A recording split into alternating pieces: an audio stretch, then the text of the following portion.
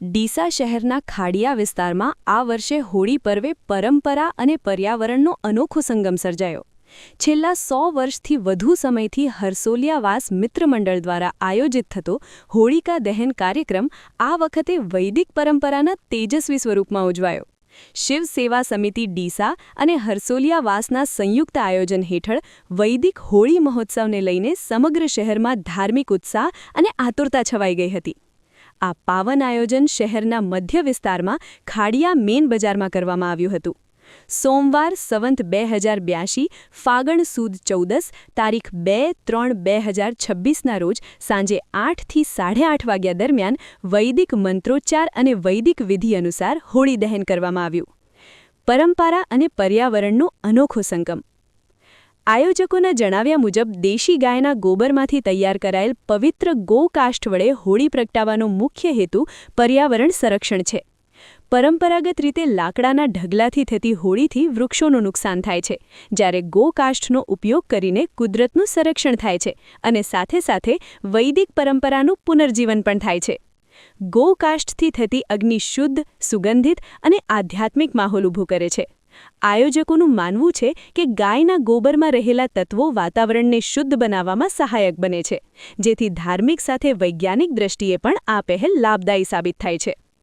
વૈદિક મંત્રોચ્ચાર સાથે ધાર્મિક ઉમંગ. હોળી દહન પૂર્વે વૈદિક ઋચાઓ અને સંસ્કૃત મંત્રોચ્ચાર સાથે વિધિ કરવામાં આવી.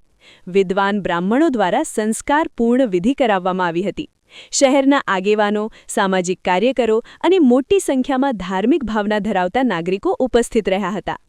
સર્વધર્મ સમભાવનો સંદેશ. આ કાર્યક્રમ માત્ર ધાર્મિક વિધિ પૂરતો મર્યાદિત ન રહ્યો, પરંતુ સામાજિક એકતા અને સર્વધર્મ સમભાવનું પ્રતીક બની રહ્યો. આયોજકોએ સર્વધર્મપ્રેમી જનતાને હાર્દિક આમંત્રણ પાઠવી સંદેશ આપ્યો કે હોળી માત્ર રંગોનો તહેવાર નથી, પરંતુ અધર્મ પર ધર્મની જીત અને અહંકાર પર ભક્તિની વિજયગાથા છે.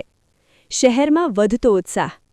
ડીસા શહેરના વેપારીઓ, યુવાનો અને મહિલાઓમાં આ વૈદિક હોળીને લઈને ખાસ ઉત્સાહ જોવા મળ્યો. બજારમાં ધાર્મિક માહોલ સર્જાયો હતો.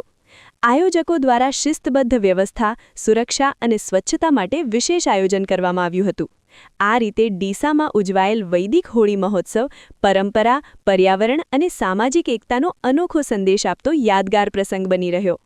આ પાવન પ્રસંગે શિવ સેવા સમિતિના તમામ હોદ્દેદારો અને આગેવાનો સહિત હરસોલિયાવાસ મિત્રમંડળના સભ્યો સહિત મોટી સંખ્યામાં જનસમુદાય હાજર રહ્યો હતો. આજરોજ હોળીના પવિત્ર તહેવાર નિમિત્તે જે ડીસામાં ખાડિયા વિસ્તારમાં લગભગ 100 વર્ષોથી આ હોળી દહનનો કાર્યક્રમ થાય છે.